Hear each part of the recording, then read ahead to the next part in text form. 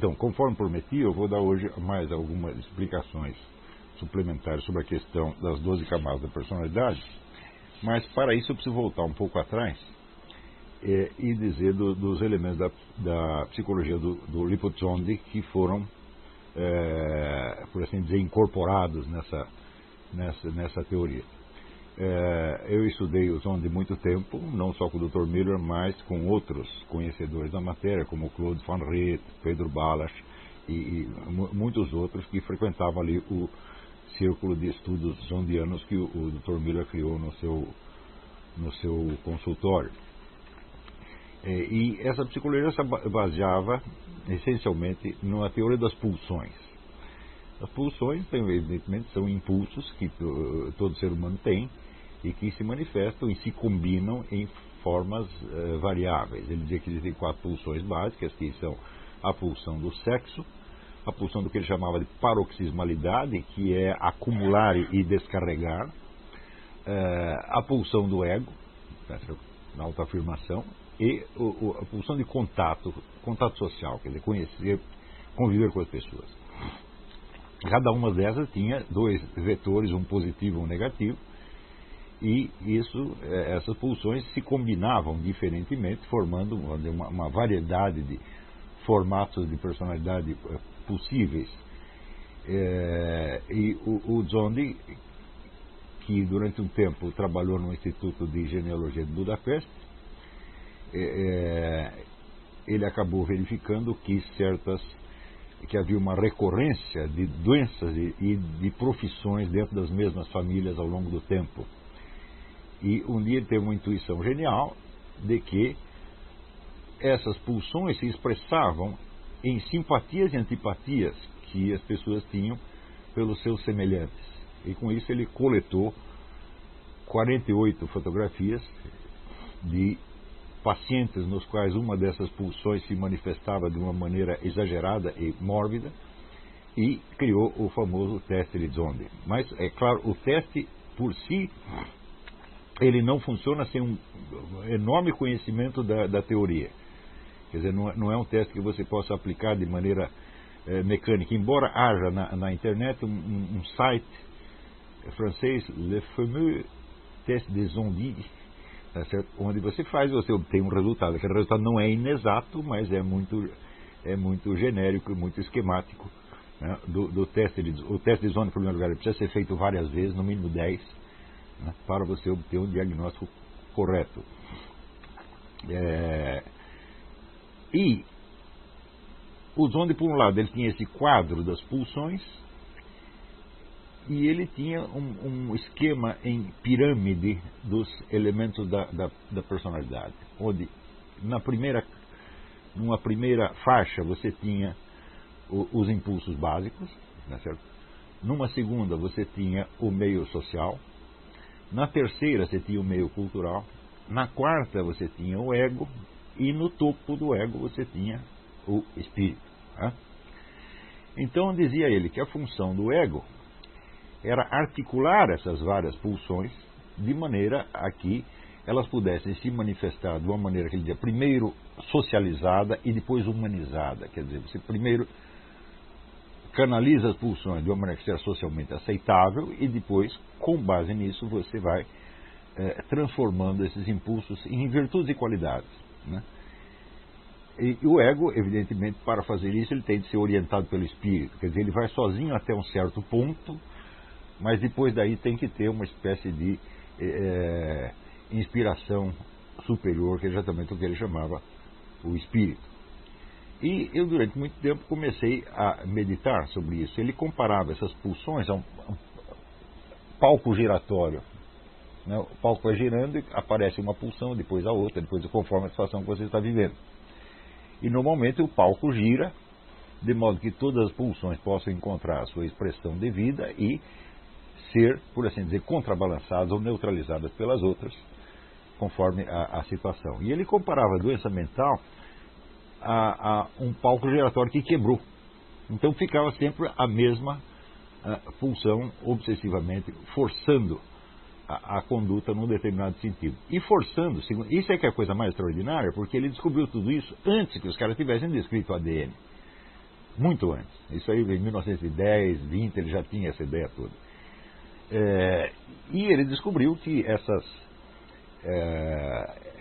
quebras, por assim dizer, do palco giratório eram determinadas por pulsões hereditárias, em que, comparava ele, dizia, os nossos antepassados, eles continuam vivendo na nossa mente, na nossa alma, como personagens que exigem que a gente repita a sua vida.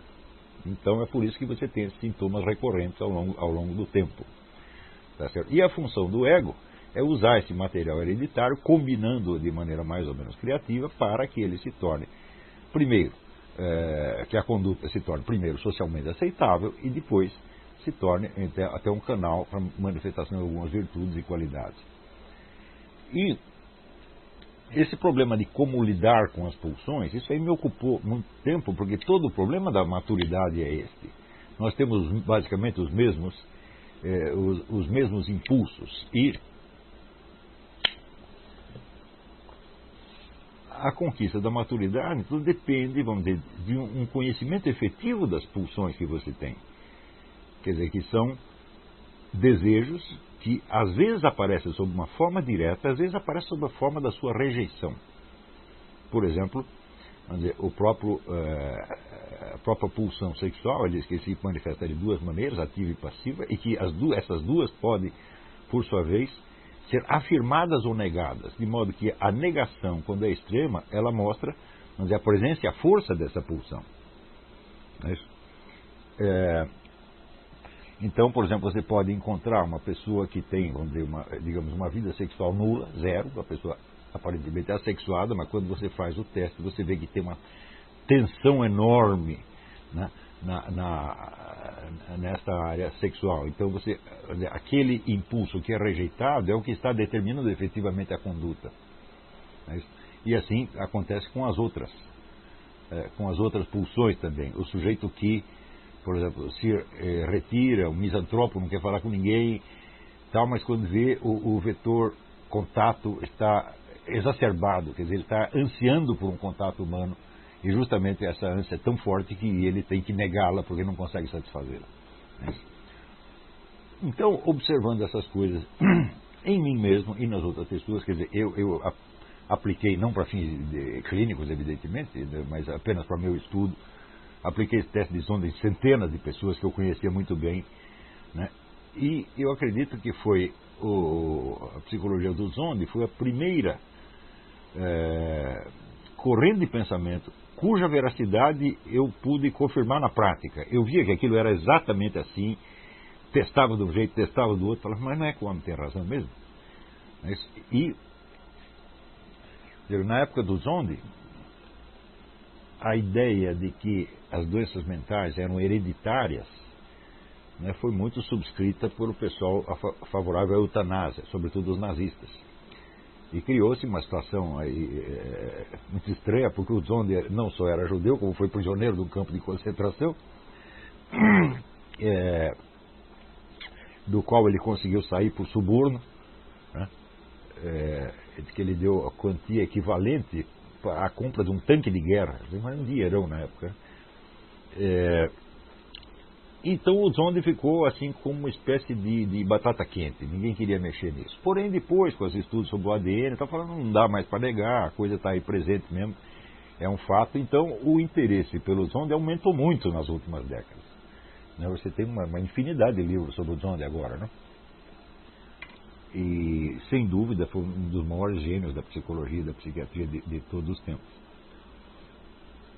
E este problema das pulsões me chamava a atenção justamente porque as pulsões que são negadas, elas são ignoradas pela pessoa. Ela esconde aquilo, não dos outros, mas de si mesma. Ela não quer pensar naquilo, e justamente aquilo está sendo o fator determinante da sua conduta. Dito de outro modo, o indivíduo está se vendo de uma maneira inversa e não se conhece efetivamente. E a função do ego, embora o ego seja apenas uma das pulsões, orientado também de duas maneiras, no sentido da expansão do ego ou da sua contração e enrijecimento, a função do ego era se sobrepor ao universo das pulsões justamente através das conexões que ele estabelecia, conexões e checks and balances que ele estabelecia entre uma e outra, e daí a função que o Zondi chamava o ego pontifex. O ego é o construtor de pontes, tá certo? Entre as várias pulsões. Quando a ponte cai, tá certo? Então uma coisa se desliga da outra e pedaços inteiros da alma passam a se ignorar. E justamente aquele que corresponde à seção do palco que paralisou e que está na frente da plateia é aquela que a pessoa mais ignora. Então eu vi que esse problema, vamos dizer, do autoconhecimento é uma coisa muito mais complicada do que eu poderia ter imaginado e do que eu tinha tido acesso em outras escolas de psicologia, sobretudo da psicanálise. Quer dizer, eu não só estudei muita coisa, mas eu fiz muitas análises, mais para efeito de conhecimento mesmo, tá certo?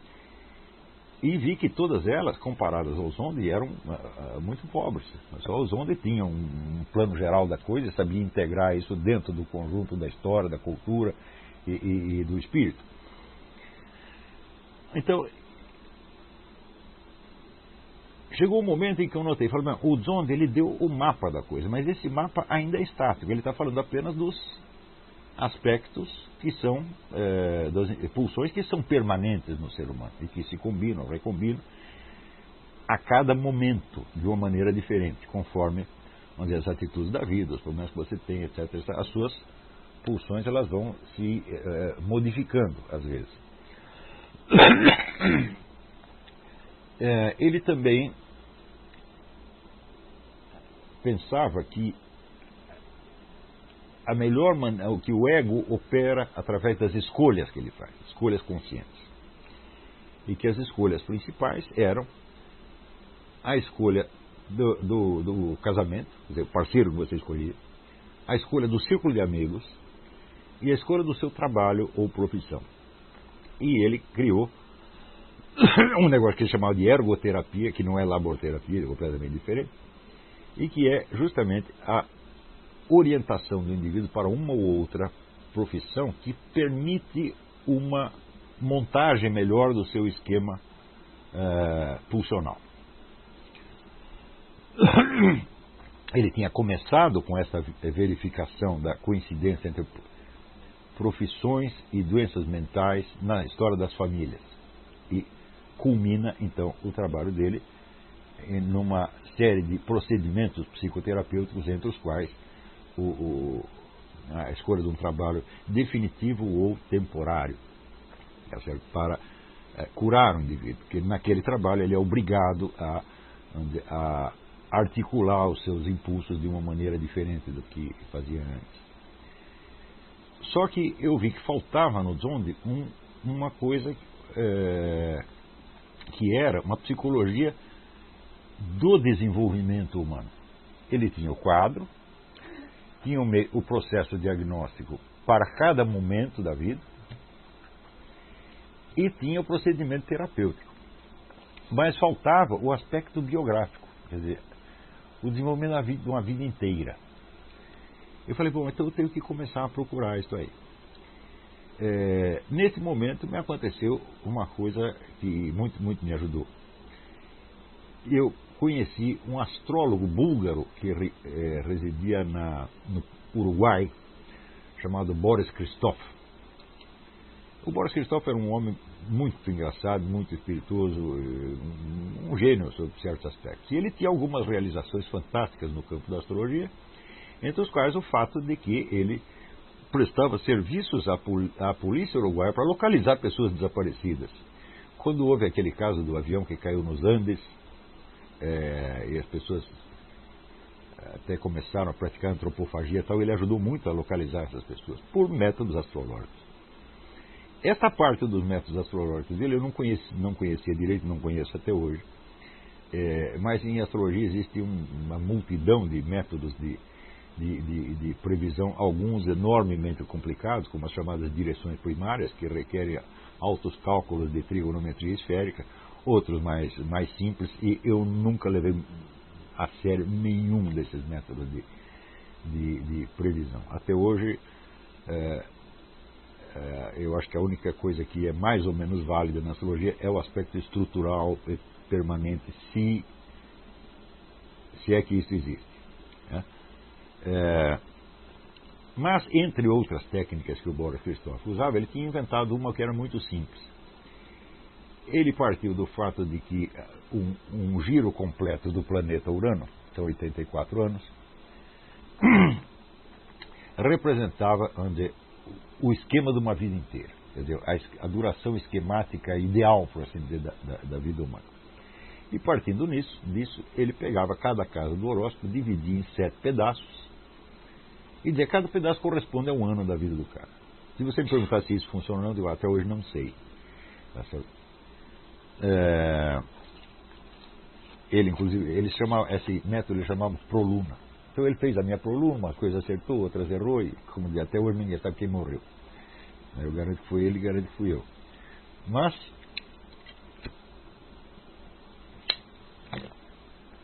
o que eu pensei na época foi o seguinte: é impossível que esta duração esquemática e ideal da vida humana de 84 anos corresponda à vida de qualquer pessoa em particular, porque as pessoas não vivem 84 anos. Umas vivem 20, outras vivem 30, outras vivem 120 e assim por diante. Então, entre, vamos dizer, um esquema ideal, ou esquema, por exemplo, de arquetípico, né, e a vida real de cada um, deve haver um hiato, de modo que, pelo esquema ideal, é impossível você discernir a situação real.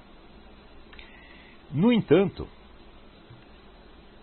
a ideia de, vamos dizer, de um esquema ideal, um esquema arquetípico, me pareceu em si mesma muito justa, contanto que você não a aplicasse, por assim dizer, literalmente ou materialmente à vida de um indivíduo. Eu digo, então, é claro que se a vida humana é um transcurso no tempo, e esse transcurso é acompanhado naturalmente de crescimento, desenvolvimento, decadência e morte, e isso acontece para todo mundo, tá certo? Então, a ideia de um circuito ideal, ela faz muito sentido em si mesma, desde que você não use esse circuito ideal, esses 84 anos, como medida matemática. Então, foi aí que me apareceu a ideia de usar esses 12 signos ou casas do zodíaco, tá certo, como etapas de um desenvolvimento. E esse desenvolvimento era marcado, segundo eu, e note bem, nisso aqui eu também realizei centenas de diagnósticos de pessoas que eu conhecia muitíssimo bem, assim como de personagens históricos. E esse desenvolvimento ideal era marcado por mudanças que são absolutamente necessárias e incontornáveis. Eu falei, eu só vou levar em conta aqui, então, aqueles fatores cuja presença é absolutamente necessária, que não podem ser casuais de maneira alguma. Como, por exemplo, uma criança, logo que ela nasce, a primeira coisa que ela faz é tomar posse do seu corpo. A criança é eminentemente interessada no seu próprio corpo. A visão que ela tem do mundo é totalmente subjetiva do ponto de vista físico, corporal. E só aos poucos ela começa, só quando ela já tem alguma capacidade de movimento, ela começa a explorar o ambiente físico em torno. Todas as crianças são assim. Tá certo? Então você vê que, por exemplo, um bebê, quando nasce, ele está muito interessado no seu próprio pé, ele fica examinando o pé, né?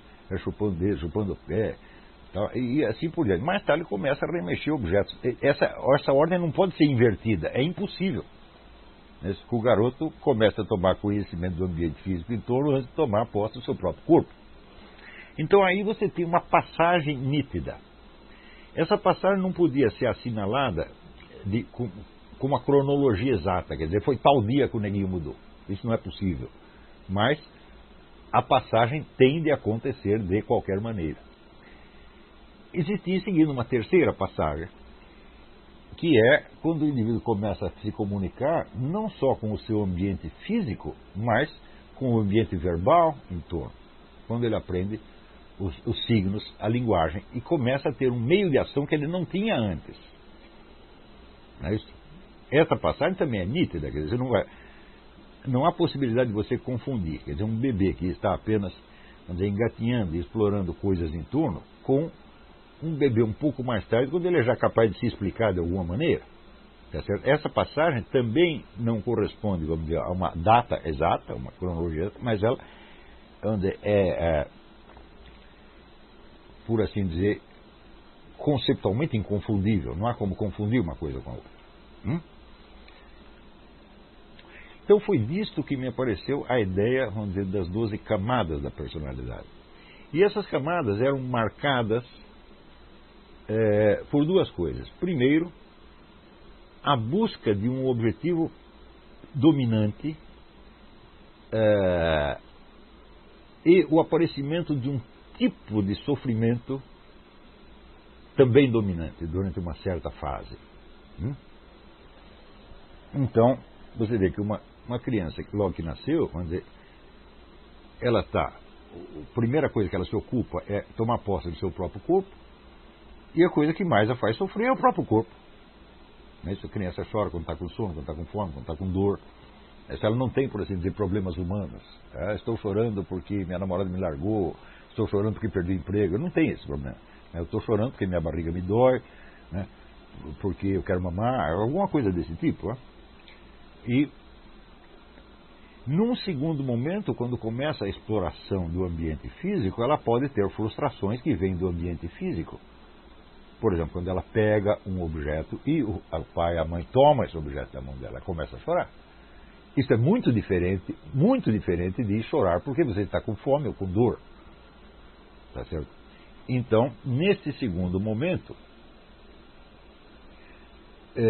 você vê que a criança tem a possibilidade de ser frustrada no seu empenho de dominar o ambiente físico. E não só frustrada no funcionamento normal do seu organismo, como era na primeira fase. Num terceiro momento, quando você aprende a falar, então, evidentemente, você quer compreender e ser compreendido. E quando você falha numa dessas duas coisas, você sofre. Muito mais por isso do que por motivos referentes às duas fases anteriores, embora esses motivos continuem, eles apenas saem do primeiro plano. Porque uma criança que já sabe falar, ela também pode sofrer porque está com dor, ou porque está com fome, ou porque o brinquedo que ela queria pegar caiu da mão dela. Uma vez eu me lembro que eu sofri horrivelmente com um brinquedinho meu que caiu dentro da privada. E foi naquele momento que eu entendi o que significava nunca mais. Falei, isso aí não volta mais. Foi uma tragédia. Depois me compraram outro igual e voltou tudo ao normal. Mas a privada surgiu como uma espécie de símbolo do buraco negro, o caminho a porta para o nada. Então, você continua com essas motivações das fases anteriores, só que elas saem do primeiro plano. Elas são integradas num círculo maior, por assim dizer. Então, estas passagens, elas marcam a vida de qualquer pessoa. Não tem uma cronologia exata. Isso pode acontecer, em princípio, a qualquer instante. Tem umas crianças que passam de uma fase para outra mais rápido, outras menos rápido. Mas um dia vai ter que passar. E a mudança de comportamento é notável. Tá certo? Então, agora mesmo a gente está vendo o Jack aprendendo a engatinhar. Tá certo? Então você vê que o mundo físico adquiriu para ele uma importância muito maior do que tinha antes. Quer dizer, antes era apenas, por assim dizer, uma tela nublada que tinha no fundo. Agora não, agora é o cenário da sua vida. Tá certo?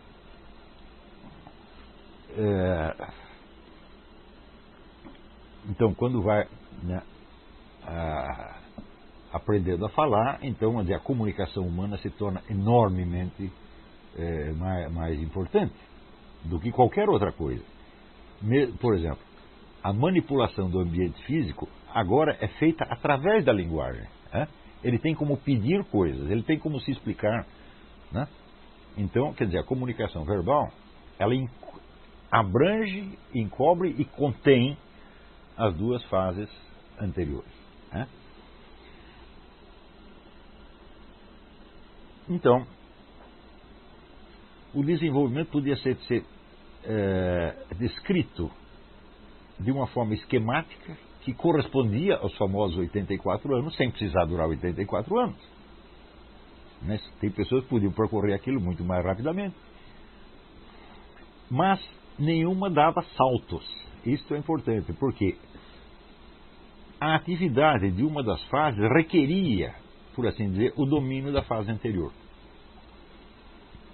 Então, por exemplo, um garoto que esteja, um bebê que ainda seja incapaz de manipular o seu ambiente físico, ele não aprenderá a falar. Né? Mesmo que ele não possa, vamos dizer, suponha o caso de uma criança paralítica, por exemplo. Né? Ainda assim, ela terá pelo menos o domínio ideal desse ambiente físico. Ela é capaz de se orientar no ambiente físico, coisa que ao nascer ela não era de maneira alguma. Tá certo? Então, uma fase tem de ser abrangida, contida, para poder ser superada. E a superação não a elimina, mas a contém. Né? Quer dizer, é superação no sentido do alemão Aufhebung, quer dizer, você levanta aquilo, você ergue aquilo para um outro patamar. Né? Então, cada patamar é assinalado, vamos dizer, por uma atividade predominante, por uma busca de um objetivo predominante e também pelo surgimento de uma forma específica de sofrimento que não existia na fase anterior, quando a busca desse objetivo é frustrada. Tá certo? Então, vamos dizer, a quarta fase era quando o indivíduo já tinha crescido o bastante, já tinha dominado de tal modo, vamos dizer, o ambiente verbal em torno, quer dizer, todo o campo das comunicações, para ele poder avaliar a sua vida como um todo do ponto de vista emocional. E ver se como um todo ele está feliz ou infeliz. Note bem, um bebê pequeno, ele só está feliz ou infeliz num certo momento. Né? Agora, chega uma época em que você tem um fundo emocional de felicidade ou de infelicidade, onde você avalia se gostam de você, se você é aceito, se você é desprezado, se você obtém as satisfações que quer da vida ou não. E isto mais ou menos corresponde à adolescência. Então aí significa assim, a busca da satisfação na vida como um todo. A busca da felicidade, por assim dizer. E a felicidade implica então, vamos dizer, a aceitação, a afeição, etc, etc. Né? É justamente quando os garotos têm, por exemplo, surgem problemas com a família, porque ele sente que não é amado o suficiente, com razão ou sem razão, ou quando ele começa a buscar uma namoradinha, quando ele vamos dizer, começa a ter uma relação mais afetiva com o seu círculo de amigos. Tá certo? E, por exemplo, aí a sua satisfação ou insatisfação se condensa em julgamentos mais permanentes ou mais ou menos permanentes que ele faz sobre as pessoas. Eu gosto do fulano ou não gosto do fulano. Esse é meu amigo, aquele é meu inimigo. Coisa que uma criança pequena não tem ainda. Uma criança pequena, ela pode encher o outro tapa no instante seguinte, estão brincando como se nada tivesse acontecido. Mas chega um dia que a coisa vai se condensando numa espécie de mundo emocional pessoal, numa espécie de autobiografia emocional e num julgamento sobre o seu quociente de felicidade ou infelicidade e das razões pelas quais você está feliz ou infeliz. Né? Então, esta fase é marcada, evidentemente, pela busca da aprovação, pela busca da afeição e pela escolha das afeições ou repulsas. Né?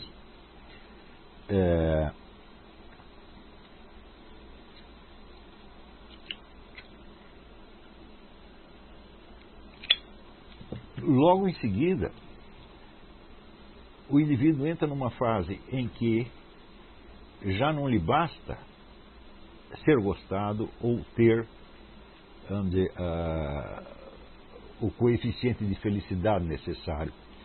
Mas ele começa a se testar a seus próprios olhos para ver se ele gosta dele mesmo ou não, se ele tem motivos ou não. Então ele começa a se testar e buscar desafios. Não para provar nada para os outros, mas para si mesmo. Provar para os outros é importante na quarta fase. Que tem o sujeito fazer coisas que lhe trarão o aplauso, a afeição, etc, etc. Mas chega uma hora que o indivíduo quer provar as suas próprias forças. Ele quer saber até onde ele é capaz de ir. Tá certo? Então,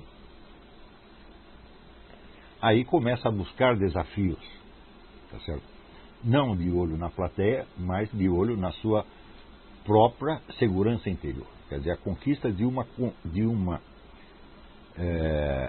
confiança, de uma segurança interior que não dependa do julgamento alheio. Dependa apenas dele saber quem ele é e do que ele é capaz. Não é isso? Então, por exemplo,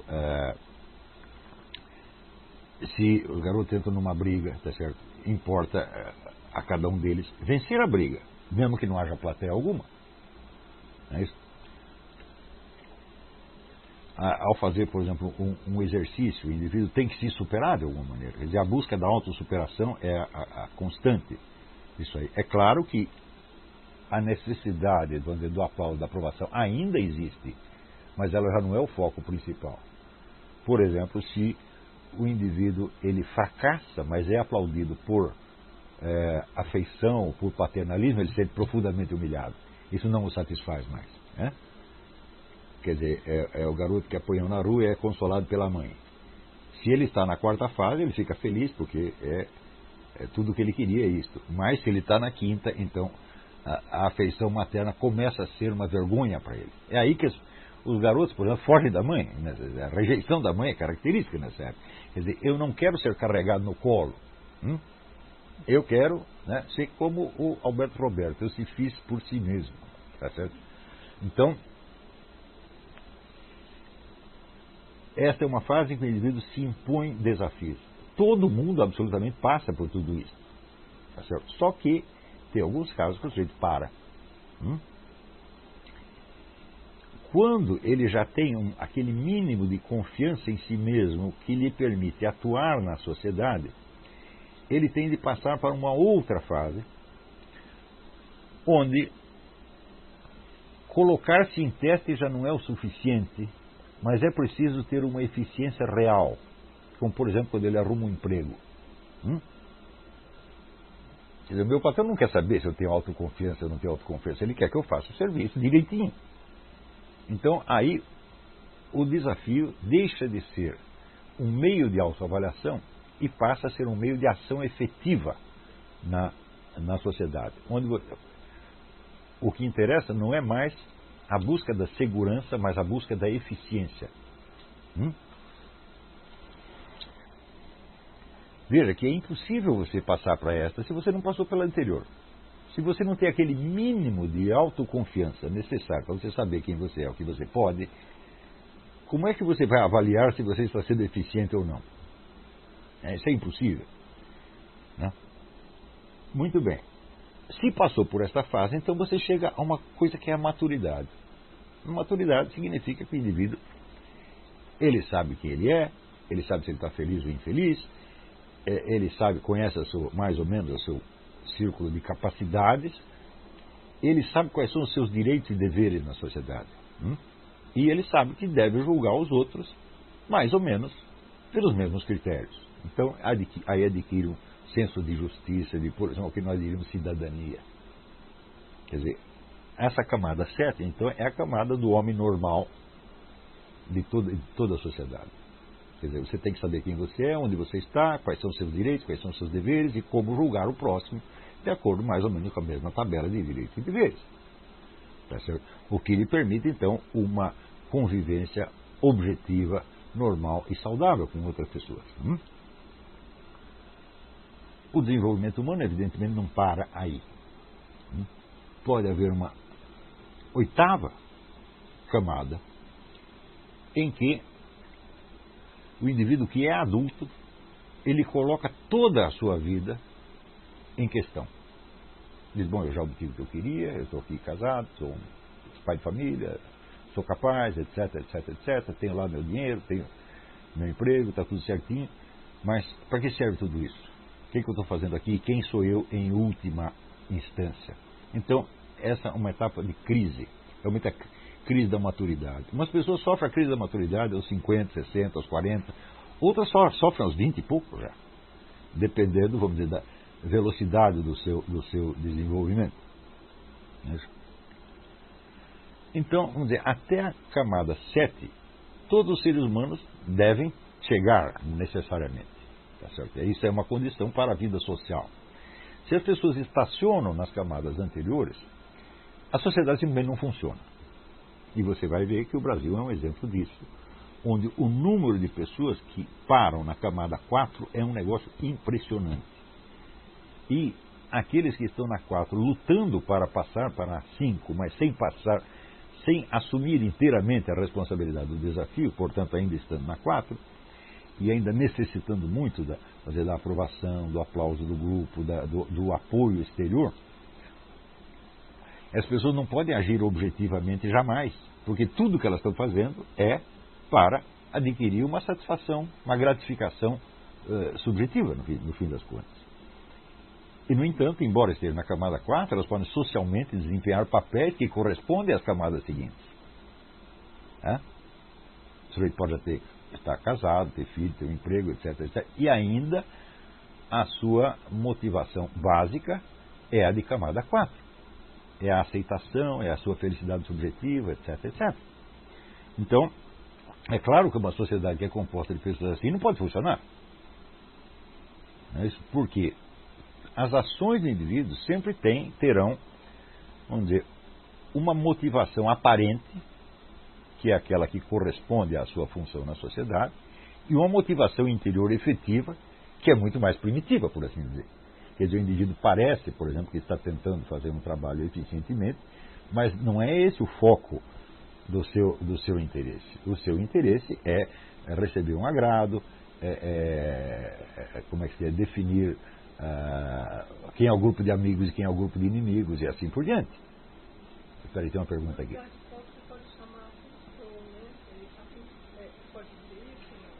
Eu não uso a palavra pulsão porque o Zonde já usou num outro sentido, mas é uma pulsão, evidentemente. É um impulso, sem dúvida. Né? É o impulso predominante. Mas eu não uso a palavra pulsão porque eu prefiro guardar o termo para aquelas 4 fundamentais que o Zonde define. Né?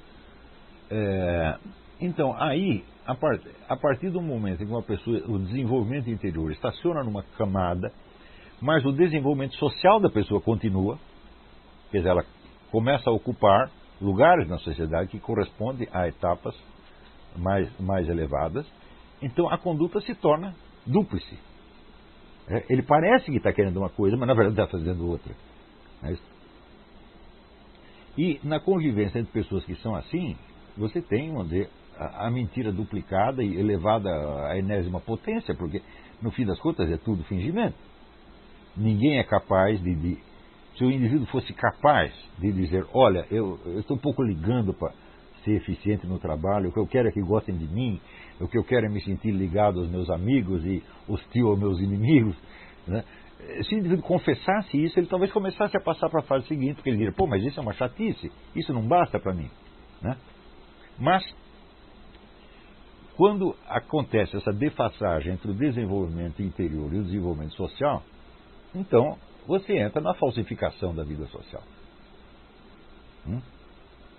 Então, por exemplo, se você observar os debates no nosso parlamento, ou mesmo os debates de mídia, você vê que o coeficiente de discussão objetiva é muito pouco. Se fosse grande, então os debates corresponderiam aos problemas, à gravidade objetiva dos problemas reais. Mas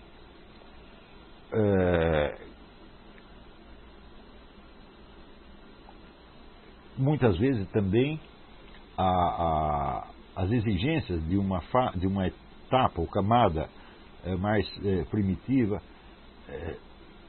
se camuflam, não tem só uma camuflagem, mas tem a camuflagem da camuflagem. Por exemplo, a busca da aceitação pode ser camuflada numa aparente eficiência exterior, que, por ser justamente uma ineficiência, se camufla em esperteza maquiavélica.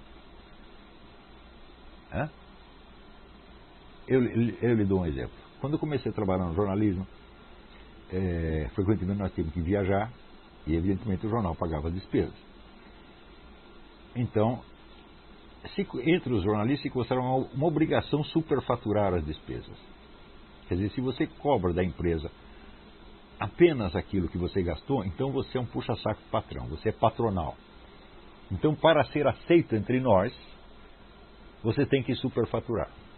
Ou seja, a sua eficiência tem que baixar, em nome de uma motivação de camada 4, que é ser aceito pelos amigos. Está entendendo? E isto, por sua vez, se camuflava de uma afetação de esperteza maquiavélica. Nós somos os espertos, nós somos mais desenvolvidos do que aqueles que simplesmente trabalham de maneira honesta e eficiente. Então, você tem uma dupla camuflagem. É esta superposição, vamos dizer, de funções e camadas, funções que não correspondem às camadas, mas que são efetivamente exercidas na prática, é que pode tornar a convivência numa sociedade uma confusão dos diabos, onde ninguém sabe por que o outro está fazendo alguma coisa. E a confusão, naturalmente, cria insegurança. E esta insegurança se traduz, sobretudo, na instabilidade das relações, na volubilidade, onde o indivíduo passa a odiar o outro por alguma frescura, uma bobagem de momentos, tá entendendo? E essa bobagem, às vezes, determina o curso da vida dele inteiro. Né?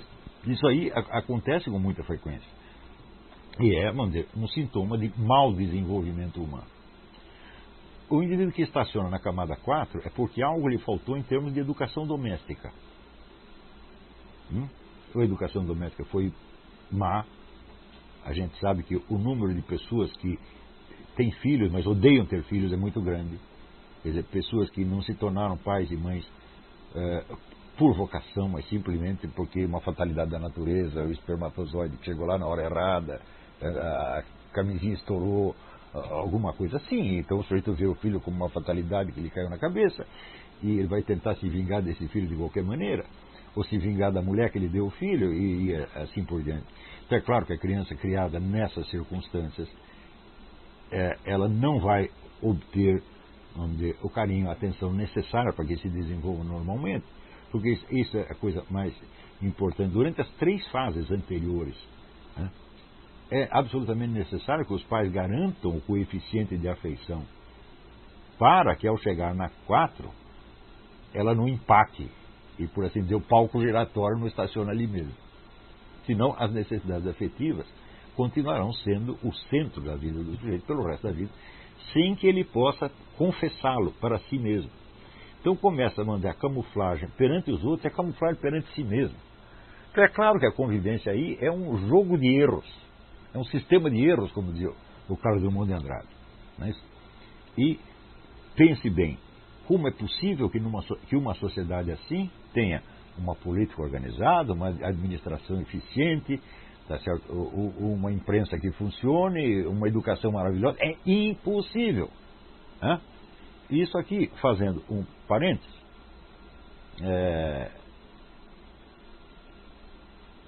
um grande problema é que as pessoas começam a dar opiniões sobre a sociedade com base num aprendizado especializado que elas tiveram na faculdade. Já estudou economia, então analisa tudo economicamente, estudou ciência política, estudou sociologia, etc, etc. E não entende que em ciências humanas só existe uma coisa que vale, que é a articulação de todos os pontos de vista. E a primeira vez que eu vi um historiador, por exemplo, que conseguia juntar todos os pontos de vista, o fator econômico, sociológico, político, psicológico, religioso, espiritual, etc., foi Ibn Khaldun, o grande historiador tunisino, né? No livro que foi publicado no Brasil em 3 volumes, os Prolegômenos ou Filosofia Social, que é o prefácio de um livro de história em 40 volumes que ele escreveu e que não tem tradução. Mas só esse prefácio já é uma monstruosidade de 1.500 páginas. E aquilo é uma maravilha, porque o indivíduo levava em conta tudo, ou seja, ele tinha a noção da vida humana concreta, não da vida humana seccionada de acordo com preceitos metodológicos limitados. Então, isso quer dizer que, por exemplo, vamos supor que o indivíduo estuda filosofia hoje em dia. O que acontece? Ele vai adquirir, eu outro dia coloquei na internet que o ensino de filosofia no Brasil se divide em 3 coisas. Primeiro propaganda, a modelagem cerebral gramsciana. Essa é a mais vulgar. Segundo, na melhor das hipóteses, o indivíduo aprende a ler alguns textos clássicos, analisá-los de alguma maneira e discutir questões abstratas, hipotéticas. Por exemplo, determinismo e livre-arbítrio, coisas desse tipo. Então, discute tudo no plano conceptual abstrato. Mas acontece que a discussão de conceitos genéricos abstratos é apenas uma discussão de possíveis, não tem nada a ver com a realidade. Quer dizer, esses esquemas explicativos abstratos, eles só valem como prefácio metodológico a um estudo da realidade. Eles não significam nada em si mesmos. E o indivíduo Por isso que eu fiquei chocado quando eu li o livro do Dummett e disse: a filosofia é para pessoas que gostam de discussões abstratas. Eu falei, mas peraí. Sócrates não fazia isso. Sócrates estava falando de coisas que aconteciam na realidade do meio social dele. Sócrates começa com questões de filosofia moral e política que estão ali presentes. Do mesmo modo, Aristóteles, antes dele fazer uma discussão abstrata sobre qualquer coisa, fazia uma coleção de fatos enorme. Por exemplo, antes de fazer a filosofia política, ele colecionou todas as constituições de toda a cidade e estado que tinha em torno, para ele saber o que estava acontecendo, leu tudo quanto é narrativa histórica que existia, então ele estava com a cabeça cheia de fatos e não de ideias abstratas, de discussões abstratas. Então o indivíduo que tem essa formação filosófica, entre aspas, ele acha que ele está qualificado para discutir tudo. Por quê? Porque ele domina a esquemática abstrata, quando na realidade ele está nas nuvens, não sabe de coisa nenhuma, né? É um extraterrestre que acabou de descer aqui. E por fim, a terceira coisa que se chama de filosofia no Brasil são estudos técnicos de lógica, especialmente de lógica matemática, muitos deles absolutamente admiráveis, mas que não são filosofia de maneira alguma, pela mesma razão que a gramática não é literatura. O sujeito pode saber toda a gramática e não saber escrever. Era o caso, por exemplo, do Antônio Wise, né?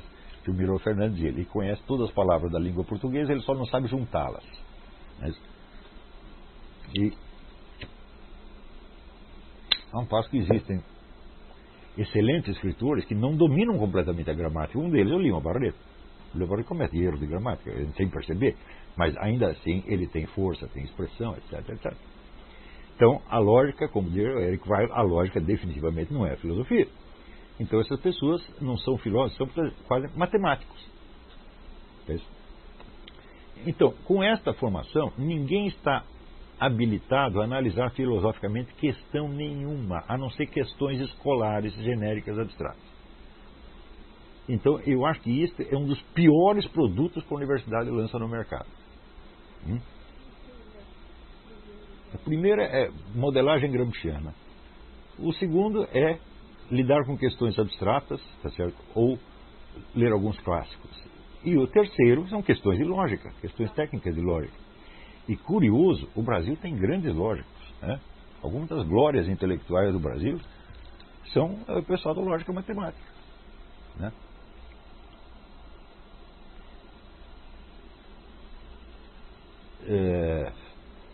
Mas isso não é filosofia, isso é mais matemática do que outra coisa. Então,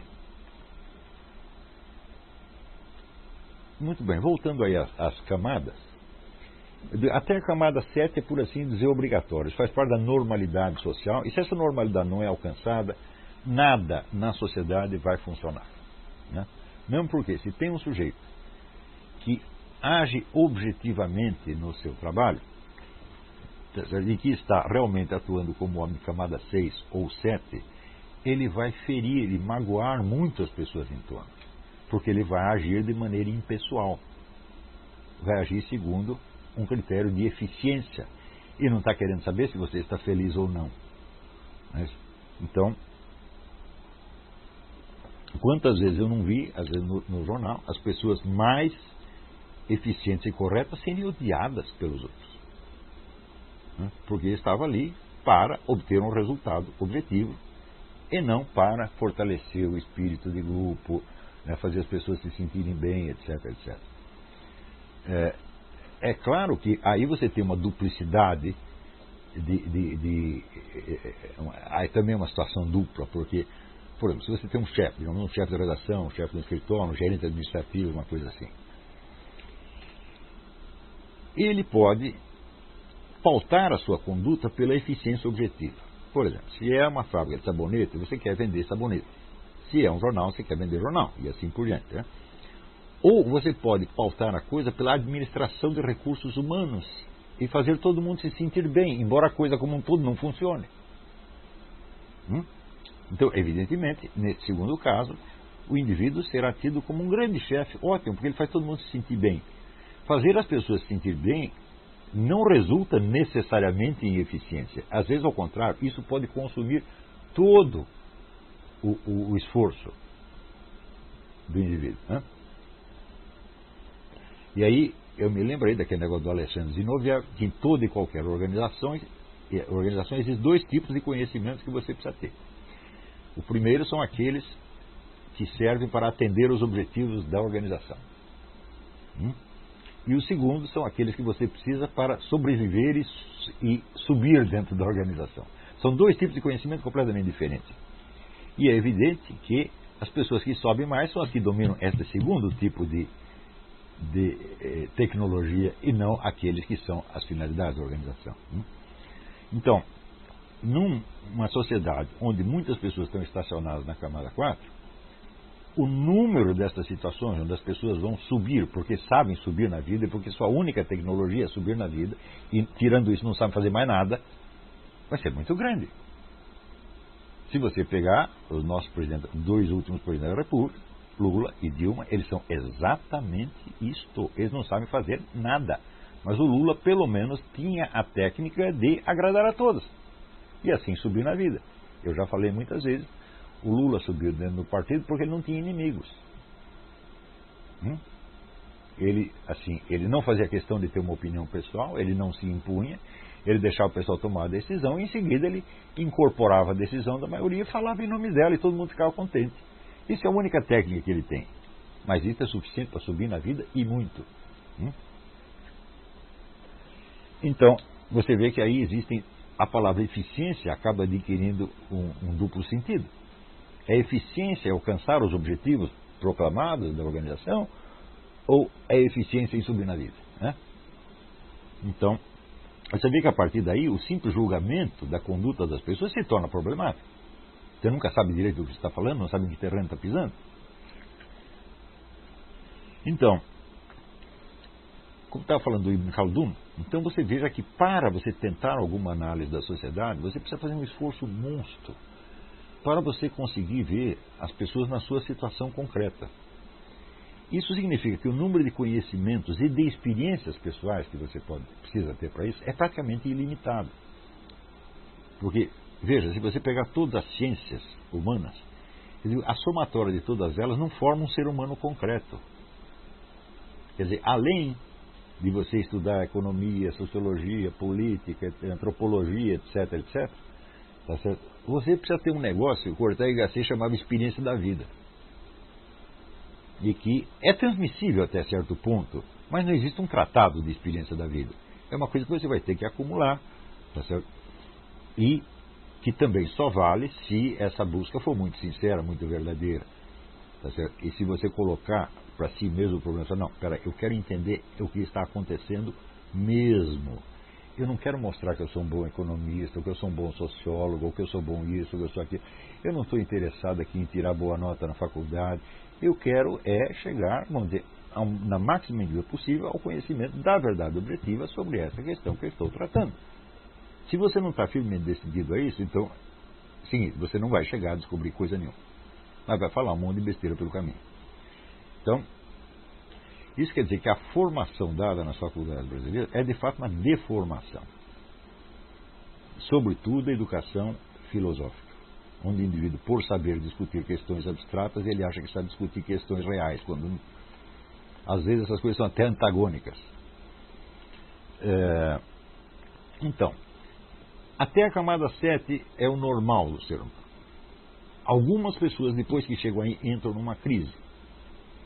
Isso pode acontecer aos 40 anos, aos 50 ou aos 20, dependendo da velocidade do desenvolvimento do indivíduo, onde toda a sua vida se torna problemática para ele. Não porque ele tenha fracassado, ou não porque ele não foi amado, ou não porque ele está sem dinheiro, ou não porque ele seja um incapaz, mas supondo-se que deu tudo certo, ainda assim está errado. A vida tem uma falta de fundamento. E é aí que o indivíduo, vamos dizer, transcende a esfera da mera sociedade para se confrontar pela primeira vez com a condição humana real, universal, por assim dizer. Nós todos estamos aqui, vamos morrer, não sabemos o que estamos fazendo aqui, tá certo? E, vamos dizer, vem aquela pergunta: a morte tira o sentido de tudo, tudo isso é uma absurdidade, tá certo? Então aí começam questões filosóficas, não no sentido escolar, mas no sentido real. Então isso quer dizer, o homem que não chegou a essa etapa de crise, ele não está apto para estudar filosofia, porque ele só vai pegar da filosofia os esquemas gerais abstratos, não vai ter substância de vida aquilo. Então ele realmente não sabe do que a filosofia está falando. Por exemplo, determinismo e livre-arbítrio. Eu digo, é uma bela questão, nós podemos mostrar muita habilidade lidando com isso. Espera aí, Michael. E se é o determinismo e livre-arbítrio da minha vida? Epa! Aí eu começo a sentir o drama mesmo. Eu sei do que estão falando. A questão, por exemplo, da vida após a morte. Nós podemos ler lá a doutrina da igreja, os filósofos, etc, etc, e chegar a uma série de conclusões. Mas espera aí, e se é a minha morte? E se eu me pergunto, por exemplo, eu posso morrer agora? E se você percebe isso não apenas como uma hipótese abstrata, mas como um risco iminente, por exemplo? Então você tem a crise. Só a partir desta crise você pode desenvolver uma camada nova que eu chamo de personalidade intelectual.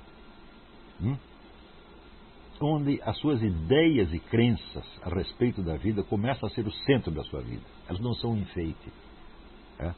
Agora elas são o centro. Então, as crenças que você subscreve, as ideias que você defende, etc, etc, têm um valor existencial para você que antes não tinha. Antes podia ser um meio de você brilhar na sociedade, um meio de conseguir afeição, um meio de se desempenhar eficientemente as suas funções de professor, ou escritor, jornalista, tá certo? Ou o simples exercício de um dever de cidadão, tá certo?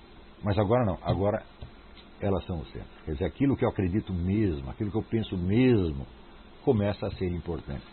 É claro que é só aí que você é um filósofo, meu Deus do céu. Essa é a coisa mais óbvia do mundo. Antes a pessoa está imitando, está brincando de filósofo. Então, você é um filósofo mesmo quando morrer pelas suas ideias, tá certo? É uma alternativa perfeitamente viável, como foi para Sócrates. Ou fazer imensos sacrifícios, como por exemplo todos esses caras que levaram a vida monástica, uma disciplina duríssima, tá certo?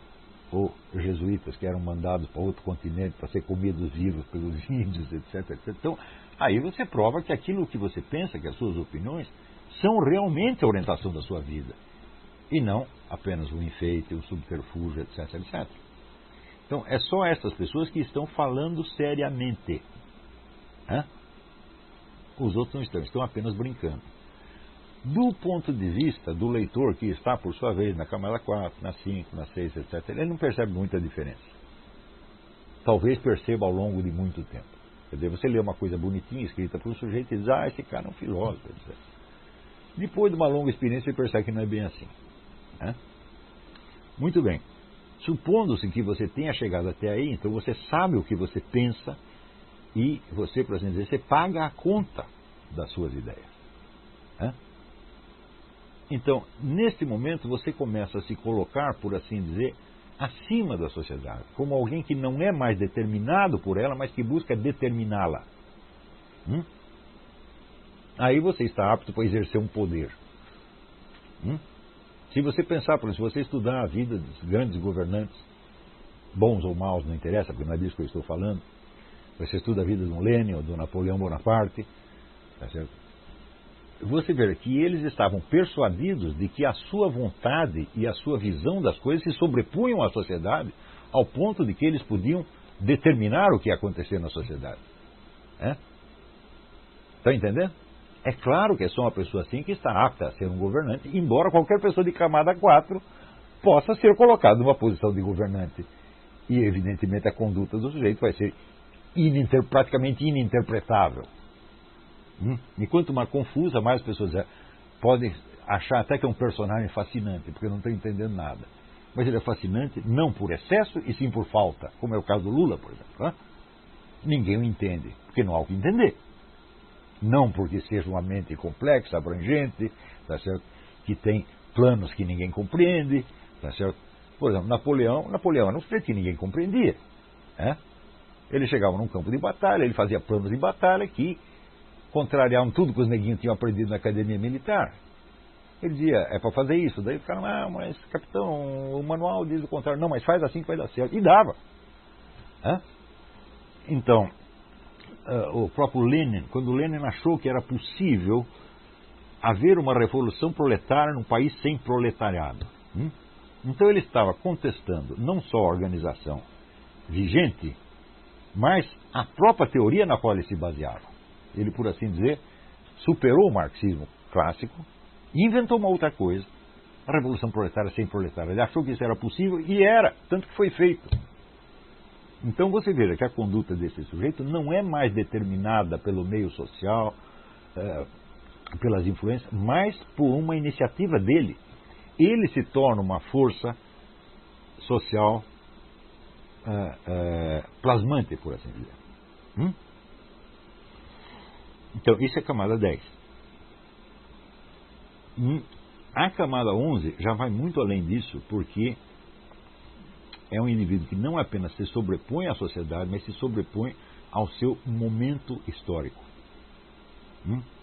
O caso, vamos dizer, do governante que eu citei antes, é alguém que se sobrepõe à sociedade presente, e que exerce sobre ela um poder efetivo, não um poder nominal. Não é que o sujeito é presidente da República. Tem gente que nunca exerceu cargo nenhum e fez isso,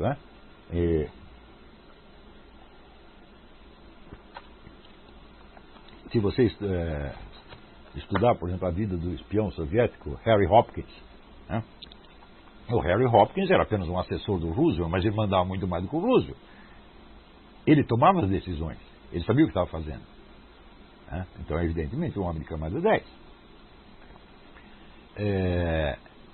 Na camada 11, você sobrepõe não só a sociedade, mas o seu momento histórico. Você tem uma capacidade de previsão histórica.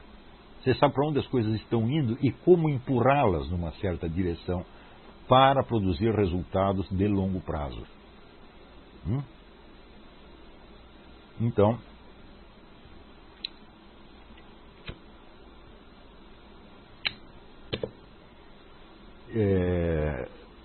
isso é camada 11. Mas até aí, até a camada 11, você ainda se vê a si próprio como centro agente.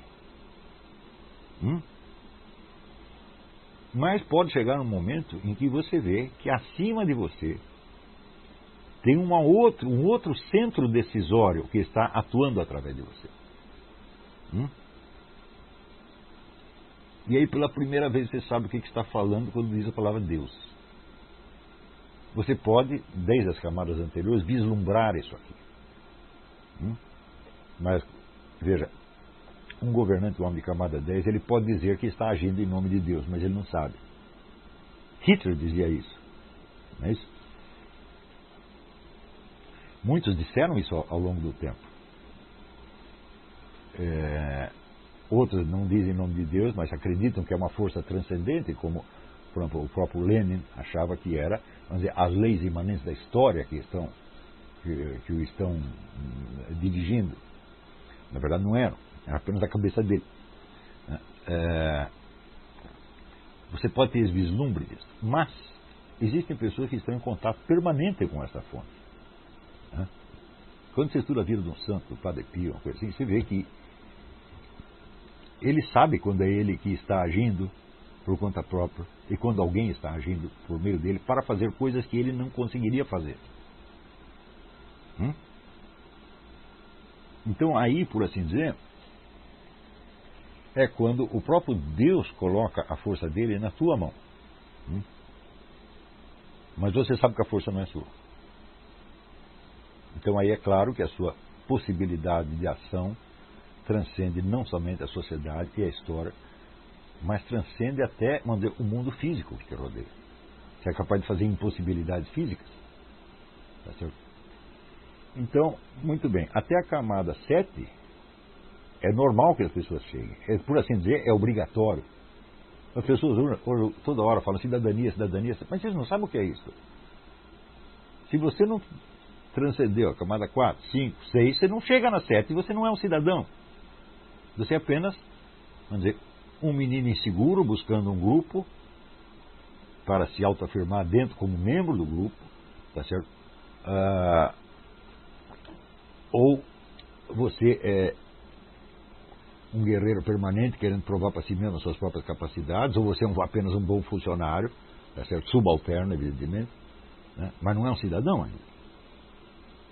Então, quer dizer, para alcançar a cidadania é necessário o desenvolvimento humano. Sem isso, é tudo uma farsa. Então você vai ter objetivos de camada 4, ou no máximo 5, camufladas em exercício da cidadania. Como hoje você vê por tudo quanto é lado. Então, as pessoas perguntam, mas qual é o método para você diagnosticar em que camada uma pessoa está? Bom, não existe um teste, evidentemente, e nem poderia existir, porque se trata de uma psicologia biográfica, a psicologia do desenvolvimento. O que quer que seja teste só pode avaliar, vamos dizer, o seu estado presente. Não pode colocar você dentro de uma linha de desenvolvimento. Mas se você observa a biografia das pessoas,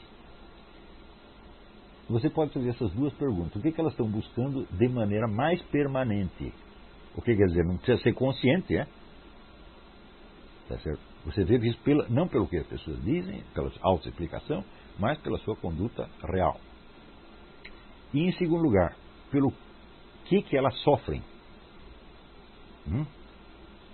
Por exemplo, você vê que aqui você vê um sujeito que está tentando se integrar num grupo. Como, por exemplo, um negro que entrou na faculdade e ele quer ser aceito pelos colegas, pelos professores, etc. Se ele fracassa nisso, ele sofre.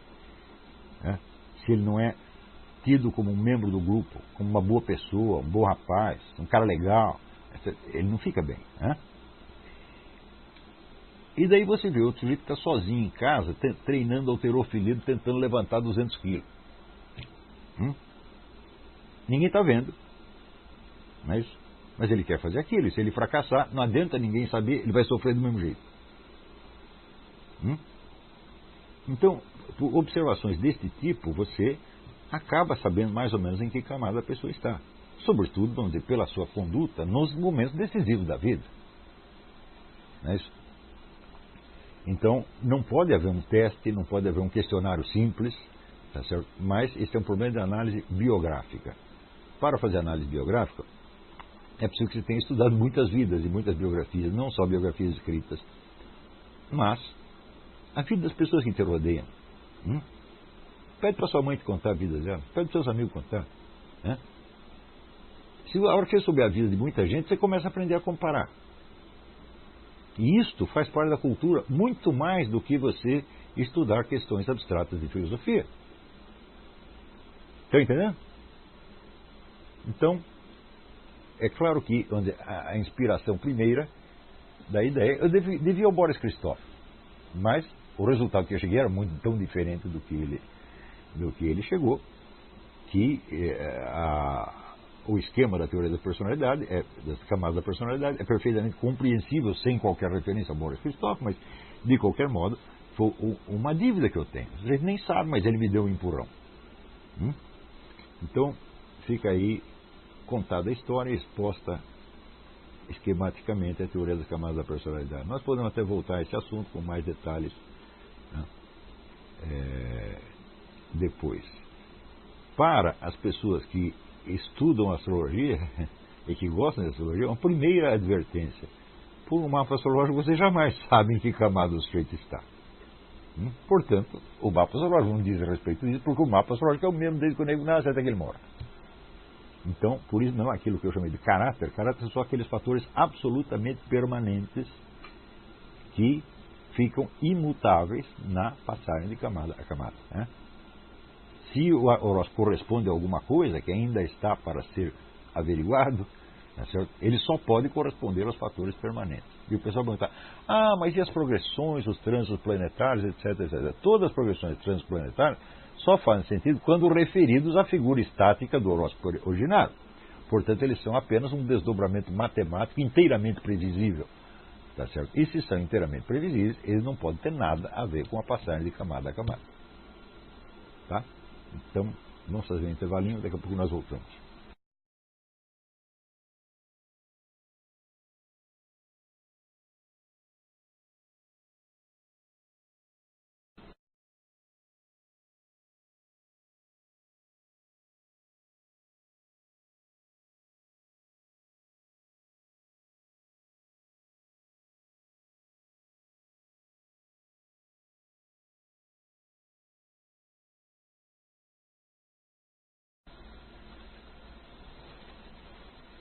Sim, o som está ok. Podemos ir direto? Então vamos lá. Então aqui, Matheus R. pergunta, assisti a aula 40 do COF e gostaria de perguntar se o senhor pode disponibilizar a apostila O que é o Dinheiro e também se ainda pretende publicar o livro Ser e Poder. Olha, é o seguinte, eu posso colocar sem dúvida, posso colocar esta apostila à sua disposição. Eu achei até que já estava no seminário. Ela é um fragmento, tá certo, de um conjunto que eu denominei Ser e Poder, para o qual eu já tenho todos os materiais, que são várias notas que eu tomei, somados aos 2 cursos de Teoria do Estado que eu dei no Paraná. Esse material todo dá umas 800 a 1000 páginas e eu jamais conseguiria organizar isso sozinho se não tiver a ajuda de um muito bom redator, mas muito mesmo, quer dizer, um homem de nível profissional, precisa de um escritor mesmo. O Rodrigo Gurgel está me ajudando com alguns dos cursos, mas não chegamos a este ainda. Então, se apareceu alguém mais do nível dele, então a gente contrata a pessoa profissionalmente para fazer isso aí. Luciano Lins pergunta, a verdade, a sabedoria, algo tão desejado, porém tão difícil de alcance, era dado a conhecer por Deus quando morremos e adentrarmos a eternidade? Se sim, um intervalo de tempo tão curto como o tempo de uma vida, se passado na busca de tal fim, tornando esse tempo não tão curto assim, considerando a salvação para ambos, o que busca a sabedoria e o ingênuo, qual o lucro, se no fim ambos foi revelada a verdade? Bom, mas a verdade nem sempre é uma coisa agradável. A verdade depende de você amá-la ou odiá-la. Se você a odeia, você vai ter a verdade do mesmo jeito, só que ela vai corresponder à sua danação, no fim das contas, né? Essa é a diferença, esse é o lucro. Ou você obtém o que você quer, ou precisamente o que você nunca quis. Carlos Estevam pergunta, uma pergunta muito interessante. Como associar uma camada geral da população no país conforme a análise do que vem impresso nas suas cédulas? Textos como Deus seja louvado, figuras históricas e personalidades teriam uma representação superior à dos micos, onças, carpas e beija-flores do Brasil? Olha, eu acho que uma das dificuldades no Brasil são exemplos de personagens históricos, de verdadeiros heróis, ou santos, ou gênios criadores, que possam servir de modelo à população. Por exemplo, as figuras que eu via nas cédulas quando eu era criança, elas não me diziam nada, e hoje, que eu estou com 67 anos, continuam não me dizendo absolutamente nada. O que pode me significar, por exemplo, o Marechal Deodoro, que é um sujeito que foi tirado da cama, era um monarquista que foi tirado da cama e chegou na hora e disse Viva a República. E 5 minutos depois já não queria mais, né? Ele é um personagem absolutamente insignificante, né? Então, não com o objetivo de corrigir isso, mas de preparar um novo panteão de pseudo-heróis, que são os heróis da esquerda, Marighella, Lamarcas, etc. Eles fizeram um mandato tampão, né, enchendo de onças, de beija-flores, de sapos, e urubus, etc, etc. E só serviu para isso. Mas eu acho que é um sintoma altamente significativo. Por aqui, quando você vê numa nota a figura de Abraham Lincoln ou Andrew Jackson, você sabe quem as pessoas foram e o que elas significaram, tá certo? E no que elas representam para você, pelos seus erros e acertos. Aqui todo mundo sabe isso, né? No Brasil, aquelas figuras não só elas são inócuas, como nada de importante se dizia a respeito delas, né? Por exemplo, acho que nunca fizeram não me lembro se existia uma nota com Dom João VI, que foi o fundador do país. O Dom João VI foi o fundador do país e o único filme que fizeram sobre ele foi um filme de gozação. Quer dizer, o país já está, eu acho que o país todo já está retratado nisso aí, né? Quer dizer, o sujeito cometeu um pecado de fundar o Brasil e o Brasil lhe retribuiu com gozação. Aqui, o Antônio Carlos de Lanley pergunta: a minha preocupação aos 4 anos é buscar esvaziamento de mim para que Deus se manifeste. Dito de outra maneira, preocupo-me em ser um vetor de Deus no mundo, um rio por onde flui a vontade do Senhor. As questões do dia a dia são secundárias. O tempo inteiro penso agregar conhecimento para corroborar a verdade que já sei que se encontra no Senhor. Em última instância, meu critério de satisfação é saber se o que fiz, disse ou coloquei está de acordo com o que Deus me pede. Passando por esse critério, o resto que se dane. Em linhas gerais é isso. Qual camada poderia estar? Em qualquer uma delas, porque essa preocupação em si, ela pode estar presente ao longo de toda a vida. O que eu disse que caracteriza a camada 12 é que o indivíduo já tem já é um instrumento consciente da ação de Deus. Não apenas que ele queira ser isso, às vezes nem quer, mas a coisa simplesmente acontece. Tá certo? Então é um profeta, um santo, uma pessoa desse tipo. Existem indivíduos que, por terem sido agraciados com esse carisma, um minutinho, tem uma maquininha infernal tocando aqui, isso é hora.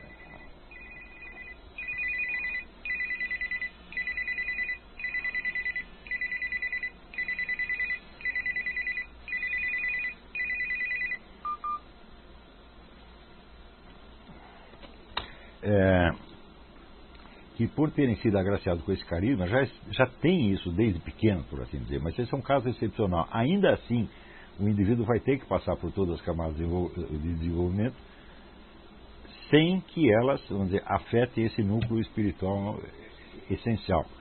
Quer dizer, pelo fato de você buscar isso, isso é uma escolha moral sua. Isso ainda não, vamos dizer, não está incorporado na sua personalidade como uma realidade presente, né? Eu estou falando das pessoas que estão camada 12, são pessoas que realmente estão conversando com Deus, tá entendendo? É diferente né? Nós falamos com Deus, mas quando Ele fala conosco, a gente não ouve nada, não entende, assim, só rarissimamente. Mas, vamos dizer, Deus como uma força atuante que decide a nossa conduta imediatamente, pouquíssimas pessoas têm isso, né?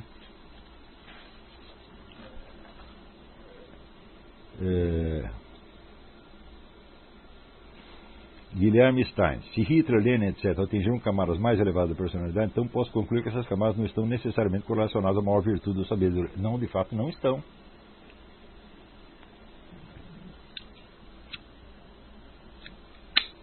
E se estivessem, seria o absurdo dos absurdos, porque reduziria a moralidade a uma questão de desenvolvimento psicológico. Quer dizer, o desenvolvimento psicológico é em si mesmo um fator moralmente neutro, como o desenvolvimento físico. Então, o desenvolvimento moral da pessoa é outra coisa. Eu estou falando do desenvolvimento da consciência no sentido de saber o que está acontecendo, não no sentido, vamos dizer, das escolhas morais, né? Guilherme Luiz pergunta: o senhor diz que no Brasil é muito comum as pessoas não passarem da camada 4. É verdade, vemos isso todos os dias, inclusive os governantes. Você acha que os políticos como Lula e Dilma estão na camada 4? Mas sem sombra de dúvida. Quer dizer, a aprovação da patota é tudo para essas pessoas. Eles não são nada fora disso, né? A que ponto esses líderes contribuem para aumentar o número de pessoas que permanecerem nessa camada? Contribuem muito, em primeiro lugar, porque a simples presença deles na vida pública já introduz aquele elemento de duplicidade. O sujeito finge que está fazendo uma coisa, mas ele está buscando outra completamente diferente. Então, fica difícil você interpretar a conduta dele. A conduta vai parecer, vamos dizer, ambígua, incompreensível. E pior, muitas pessoas vão achar que isso aí é alguma profundidade, algum mistério que existe na cabeça do cara, quando não é. É justamente a sua insuficiência, é o fato de que o indivíduo está representando um papel que está muito acima daquilo que ele pode compreender. Gilvan Xavier pergunta: o sujeito com 40 anos está na camada 4, tem como se autoeducar e ultrapassar essa fase? Tem. É só você passar por uma fase de desafios que você coloca a si mesmo, sem plateia, sem que ninguém saiba, para você vencer. Não é isso? Então, eu me lembro claramente de quando eu passei por esta fase. Eu devia ter o quê?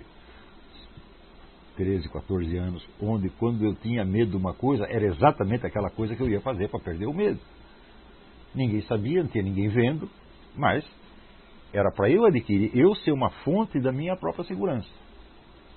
Na hora que você é a fonte da sua segurança, não é que você não precisa mais da aprovação do outro. Claro, você vai precisar a vida inteira, porque isso é normal no ser humano. Mas isso não vai ser, vamos dizer, o fator determinante da sua conduta. Tá certo? Então, para sair da camada 4 tem que passar para 5. E a 5 exige o quê? Esforço, coragem. É basicamente um teste de coragem. Teste de coragem, teste de capacidade, tá certo? Que você faz perante você mesmo, com o objetivo de você se tornar a fonte da sua segurança psicológica. Né? Você e nunca os outros, nunca o meio. É muito fácil a pessoa dizer assim, eu penso com a minha própria cabeça, como diz o outro, eu penso com meus próprios miolos, eu isso, eu aquilo. Não, isso simplesmente não é verdade. As pessoas não estão fazendo isso. A motivação delas ainda é o apoio grupal, ainda é ser aceito numa determinada comunidade. Tá? Não tem autonomia. Quer dizer, a fase 5 é a fase do risco. Por exemplo, vamos dizer, um bom treinamento militar é bom para isso, porque é claro que você vai querer ser aceito pelos seus colegas, né, seus companheiros de turma, isso é tudo normal. Só que isso não vai decidir o problema. A hora que o sargento te coloca uma mochila de 50 quilos nas costas para você andar no meio da lama durante 2 dias sem parar, sem dormir, você vai ter que fazer isso, você vai ter que vencer por si. Não, o apoio dos outros não adianta. Então, colocar desafios para você mesmo, até o máximo limite da sua capacidade. Né?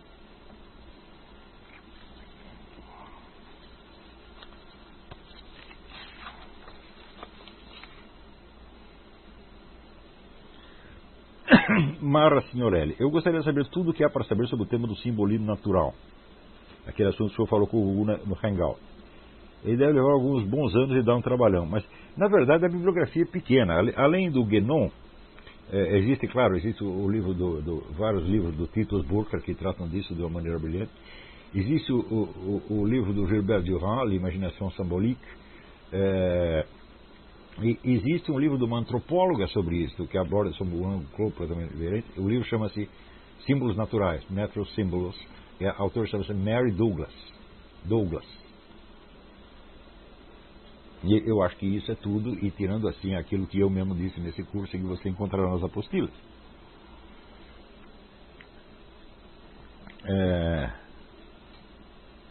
José Tempesta, nessa semana procurei o senhor no Facebook para lhe perguntar sobre o aconselhamento de grupos de estudos. Eu pedi que procurasse durante o curso para que pudesse agendar uma audiência.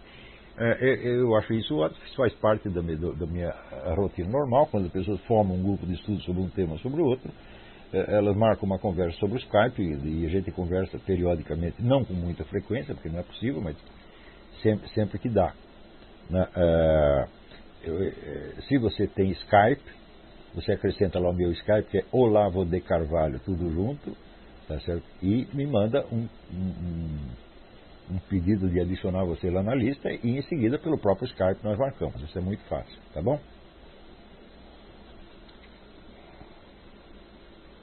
Marcelo André, o senhor já presenciou alguém que aos 30, 40 anos superou a camada 4 e depois de empacado nela, nessa idade, a maioria das pessoas acha que não tem de mudar mais nada? Sim, já vi.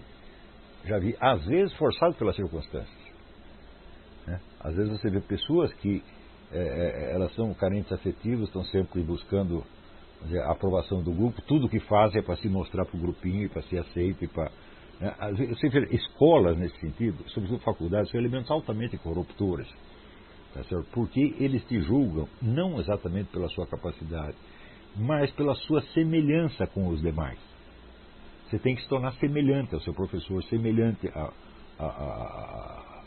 ao grupo.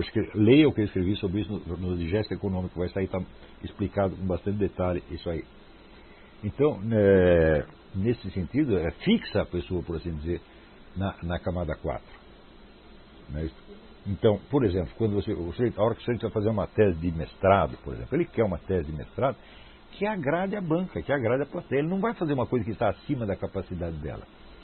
Eu vi um caso desse, um amigo meu, que é vou até dar o nome, foi o Antônio Donato.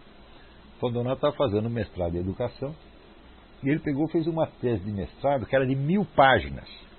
Era uma tese de doutorado, assim, um negócio absolutamente arrasador, com a bibliografia imensa, tudo muito bem explicado, um negócio de uma erudição extraordinária. O que ele fez? Aterrorizou a banca. A banca falou, vamos dar 10 para esse cara para a gente não ter que ler essa coisa tudo, que não vamos entender nada mesmo. Então, este é um caso raro onde ele fez uma coisa pela sua própria capacidade e não foi para mostrar nada, para se mostrar para ninguém, porque ele sabia que os caras não iam entender coisa nenhuma. Ele estava fazendo o que a sua consciência mandou fazer. Mas isso é um caso raríssimo. Em geral, as pessoas cortejam a banca. Olha, eu tenho um aluno que melhorou muito, porque uma vez, anos atrás, mais de 10 anos atrás, ele me escreveu dizendo, não, tem coisa aí que eu não posso dizer, porque senão o professor tal vai prejudicar minha carreira e tal. E eu respondi para ele assim, com 3 pés na mão. Falei, então você saia do meu curso e vai puxar o saco dessa gente. Né? Porque aqui eu não quero puxar saco, eu quero estudante sério, pô, né? Não estou para brincadeira.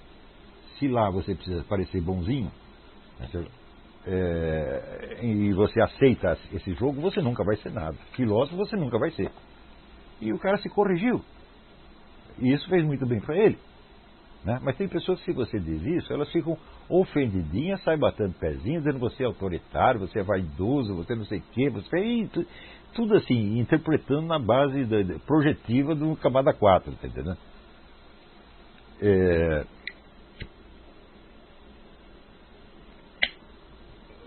Meu problema de camada 4 eu resolvi na adolescência. Né? A partir daí eu entendi que eu sou muito mais amado do que eu mereço. Tá certo? Eu não preciso de mais afetividade, eu não quero que ninguém mais goste de mim, tá entendendo? Eu estou aqui que nem o Pedro, e um dia chegou para mim, ele era pequenininho e falou, pai, eu vou dar meus brinquedinhos usados para os menininhos pobres. Eu falei, muito bem, meu filho, tal. Daqui a pouco ele volta e falou, mudei de ideia, não vou dar não. Eu falei, por quê? Ele falou, senão eles vão querer ser meus amigos e vão me encher o saco. Eu já estou nessa faz muito tempo. Você gosta de mim? Ótimo, sinal que você tem bom gosto. Não gosta, né? Falar que nem a Leila, fala que não vai falar o dentro, né? Não me amor.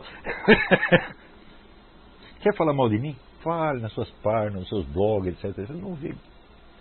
Por que você quer a minha atenção? Falou que você pensa contra mim. Eu sou obrigado a prestar atenção nessa porcaria?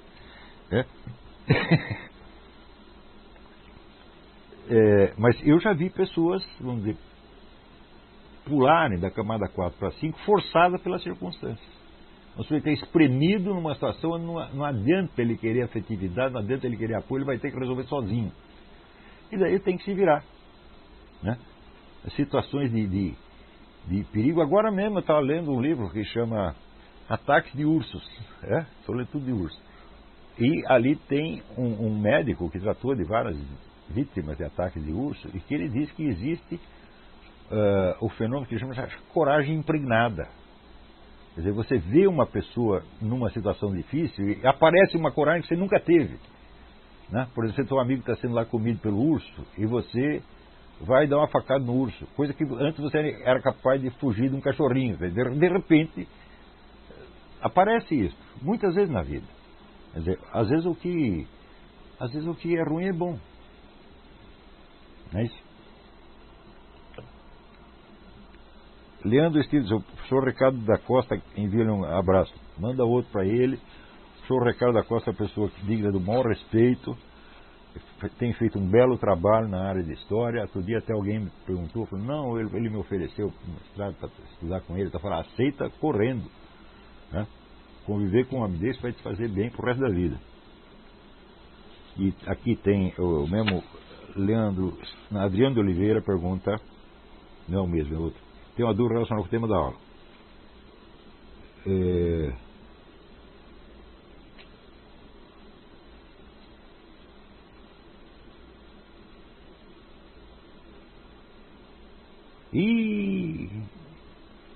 Não, é que dizer sobre esse caso desses alunos que estão reclamando e falando mal de mim, eu não quero discutir isso agora. Se não é assunto para aula, a gente discute no Facebook, né?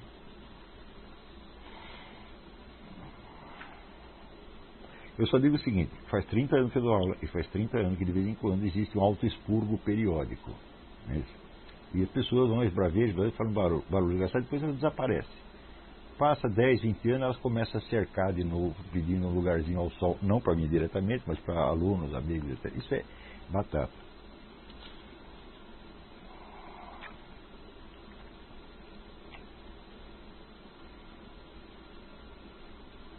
Henrique Alexandre, eu tenho uma dúvida sobre pessoas pertencentes à última camada, número 12. Algumas, acredito que até mesmo alguns santos, não possuem oportunidade para influenciar o curso da história em nível político imediato. Como é caracterizar a progressão do patamar nesses casos? Os santos, eles têm uma influência histórica de qualquer jeito, que transcende muito, tá certo? A esfera imediata e vai se prolongando pelos séculos. Você imagina o simples fato de um desses santos, que ao morrer, o corpo deles permanece intacto durante séculos ou milênios. A simples fato dessa presença já está mudando tudo. Quem quer que viu isso uma vez não é mais ou menos nunca mais.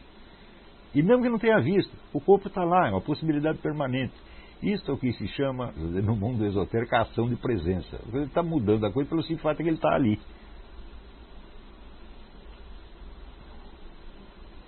O critério para a identificação dessa posição real de santidade normalmente é confundido com a concessão de privilégios e poderes de ordem miraculosa. Esses poderes de ordem miraculosa, eles existem de qualquer maneira, seu sujeito é santo, né? Ele vai agir, quer dizer, Deus não vai fazer um sujeito santo só para ajudar ele. A ação dele vai irradiar em torno, mesmo que ninguém saiba. Nesse momento aqui você tem um monte de monjas reclusas que estão orando por nós, e sem as quais nós estaremos absolutamente perdidos. Tá certo? Quer dizer, é uma ação de uma força imensa. Tá certo? É que as pessoas, evidentemente, elas não se impressionam com o que não lhes acontece. Mas eu já vivi bastante para entender que às vezes aquilo que não acontece é até mais importante do que acontece. Hoje alguém até comentou comigo, falou, não, se eu tenho uma vida cheia de perigo de morte. Eu falei, um monte de vezes. E eu sempre escapei. Por quê? Tem alguma monja rezando por mim. Nunca saberia o nome dela. Não é isso? Eu tinha até um tempo que eu me correspondia com uma monja aqui dos Estados Unidos que chama Jaqueline Carvalho. E depois ela, isso aí vai fazer 20 anos, ela disse, agora não posso escrever mais, porque agora eu vou virar reclusa. Eu não sei nem como é o nome dela no convento. Ela está rezando por mim até hoje. Né?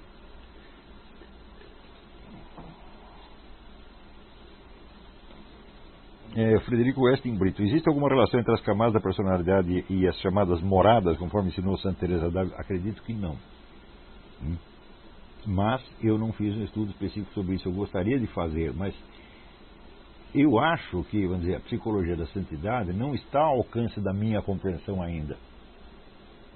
Eu posso ter uma compreensão, por assim dizer, livresca da coisa ou meramente doutrinal.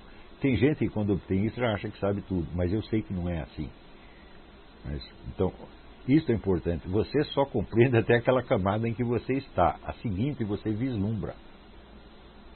Então, por exemplo, eu vislumbro coisa dos santos, mas eu não sei o que eles estão fazendo. E eu não me considero qualificado para fazer uma psicologia da vida espiritual. De jeito nenhum. Eu posso fazer uma psicologia da vida histórica, da vida cultural, etc. Até onde eu posso entender. Né? Mas daí para cima, não. Agora, essa consciência da sua... Curioso que essa consciência da limitação que tem a camada em que você está, só aparece quando você está nas camadas mais superiores, a partir da 8. Antes disso, você não tem muito essa visão e, assim, ingenuamente, acha que você pode julgar tudo. Mas seus julgamentos serão todos projetivos. Né? Por exemplo, esse pessoal que o Olavo ele está impondo, ele não deixa os alunos discordarem dele. Isso, evidentemente, é tudo projetivo. É o que ele sente interiormente, é o que ele faria se estivesse no meu lugar. Tá? E ele acha que ainda estou precisando disso. Fala, meu Deus do céu, vamos pensar uma coisa séria. Vocês acham que se eu quisesse parecer bonitinho, altamente respeitável, ser amado por todo mundo, eu não saberia fazer isso? Saberia fazer com o pé nas costas. Né? E por que eu não faço? Eu não faço justamente porque isso aí atrai um monte de pessoas que depois só vão me criar problema. Mesmo eu colocando na porta uns palavrões para espantar os chatos, eles acabam entrando e criam esses problemas. Se eu não fizesse isso, minha gente, né, os nogues e rasos seriam milhares. Né? Assim como um político. O político parece bonzinho para todo mundo e se cerca de milhões de cobras que depois acabam com ele. Né? Então eu já faço assim, cara de mal, cara de louco, de propósito. Né? É assim, para exorcizar, vai embora. Eu não quero que você goste de mim. Eu só quero que goste de mim as pessoas que realmente gostam de mim, que são leais e que são sérias e que estão. Para mim, essa é amizade a vida inteira. Mesmo se um amigo fizer uma cachorrada comigo, eu não vou negar minha amizade para ele, nunca mais. Se ele voltar e pedir perdão, ele sempre terá o perdão. E ele sabe disso. Todos sempre tiveram. É? Então a amizade para mim nunca acaba, é para a vida inteira. É como casamento, é como você ser pai.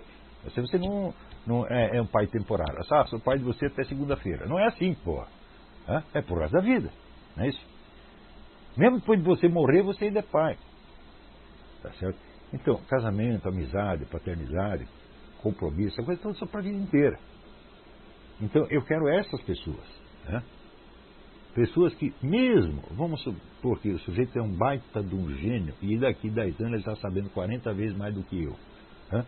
Ele, por amor, ele vai continuar tirando o chapéu para mim. Como eu tiro o chapéu para o Dr. Juan Alfredo César Miller, para o padre lá dos Anjos, para o Paulo Mercadante. Embora em alguns setores eu tenha ficado sabendo muito mais do que eles. E daí? Eu fiquei sabendo mais do que eles? Eu vim depois deles, pô. Eles me empurraram. Né? Então, tudo aquilo que os caras me ensinaram, e não só intelectualmente, mas pelo exemplo, por aquilo que eram, se incorpora em mim como um aspecto da minha personalidade. E se eu paro de amar essas pessoas, eu paro de amar a mim mesmo. Eu me voltei contra mim mesmo. Isso aí é que nem você amaldiçoar pai e mãe. É cuspir para cima, você está entendendo? Não pode fazer isso. O mandamento honrar pai e mãe se aplica, vamos dizer, a todas as pessoas que exerceram uma função paterna ou materna para você. Pessoas que te ajudaram, que te protegeram. Não precisa ser pai e mãe biológico. Tá? Professor, nesse sentido, cospe nele, está cuspindo em você, meu filho. Está cuspindo em algo que já se incorporou na sua alma. Tá? Então, mas isso tudo que eu estou falando não são elementos, né? Uma vez eu escrevi um livro, um livretinho que eu nunca publiquei, com o título altamente presunçoso de elementos de psicologia espiritual. É ridículo esse texto. Graças a Deus eu não publiquei isso. Né? Um livro sobre a teoria das castas. Eu falei, mas isso não é psicologia espiritual. Né? Isso é uma sociologia apenas. Mas na época me pareceu bonito escrever psicologia espiritual, meti lá. Entendeu? Se eu publicar, eu vou mudar o título, evidentemente. Mas a verdadeira psicologia espiritual, como a ensina Santa Teresa, é uma coisa que eu consigo mais ou menos vislumbrar. Eu estou aqui como uma criança, uma criança pequena vendo o amor do seu pai e da sua mãe. Ele não entende aquilo. Né? Ou vendo, né? Às vezes até conversa simples. Né? Eu me lembro que meu pai e meu tio conversavam de futebol, não entendia nada. Eu sabia que era alguma coisa que eles estavam falando, tal, mas aquilo para mim era esotérico. Tá certo? Eu não é que eu não entendesse nada, entendi alguma coisa suficiente para saber que eu não estava entendendo nada. Então, a psicologia da santidade é a mesma coisa. Né? Então, aqui só para...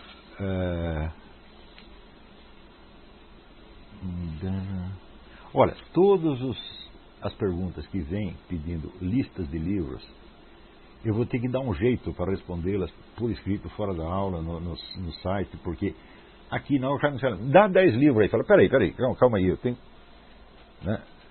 tenho que selecionar, pensar um pouco e fazer uma listinha, isso não sai na hora, né? Então, às vezes são coisas que eu li 30, 40 anos atrás, eu preciso rastrear de novo lá, ver como é que é. Então, essas coisas prometo que eu vou inventar um jeito. Né? Já existe na internet uma lista enorme de livros que eu recomendei. Mas ainda falta muito sobre pontos específicos que as pessoas perguntam. Eu vou inventar um jeito de resolver essa questão, prometo. Então, eu acho que por hoje é só. Muito obrigado a todos. Até semana que vem.